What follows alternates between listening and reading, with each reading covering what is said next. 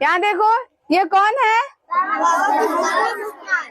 हाँ, ये है बाबा विश्वकर्मा और इनका नाम है पेरियार ईवी रामासामी। ठीक है, और ये देखो इनका फोटो देखो, ये ना इनके दाढ़ी वाले है ना। तो आज जो 17 तारीख है, तो 17 तारीख इनका जन्मदिन नहीं मनाकर 17 सितंबर को विश्वकर्मा पूजा मनाया जाता है ना। बाबा विश्वकर्मा का नाम लिया जाता है। तो लोगों ने इनको छुपाने के लिए, ये एक बहुत बड़े नास्तिक थे और नास्तिक होना इतना आसान नहीं था। कोई भी नासमझ इंसान ईश्वर के अस्तित्व को मानकर फ्री हो जाता है, उससे बुद्धि की जरूरत नहीं होती।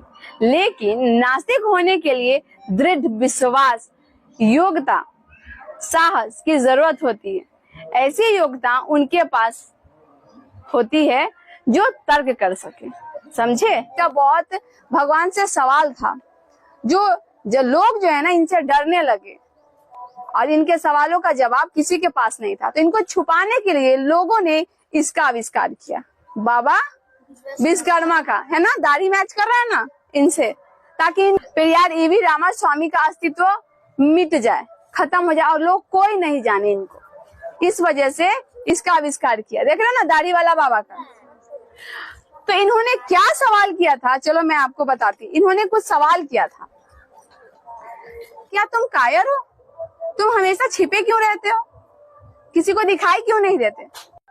भगवान से पेरियार का दूसरा सवाल, वो कहते हैं कि क्या तुम खुशामद प्रस्त हो जो लोगों से पूजा अर्चना कराते हो? तीसरा प्रश्न, क्या तुम भूखे रहते हो जो लोगों से मिठाई, घी, फल फूल आदि मांगकर खाते हो? चौथा प्रश्न, क्या तुम मांसाहारी हो जो लोगों से निर्बल पशुओं की बलि मांगते हो? पांचवा प्रश्न, तुम गूंगे हो जो करोड़ों लोग तुमसे सवाल करते हैं और तुम जवाब नहीं देते हो।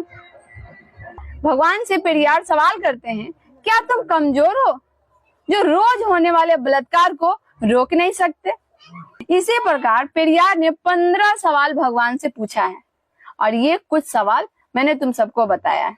और तुम सबको पता है दुनिया में जो 33 करोड़ देवी देवता जो घूम रहे हैं, उनका जन्म कैसे हुआ है, वो कैसे आए हैं, इस पे भी पेरियार साहब कहते हैं, सुनो।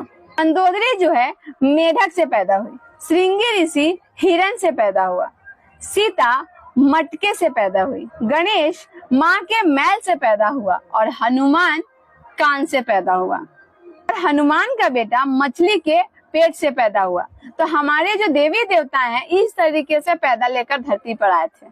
और राजा दशरथ के 3 रानियां थी और उसे जो बच्चे हुए थे वो फल के खीर खाने से हुए थे।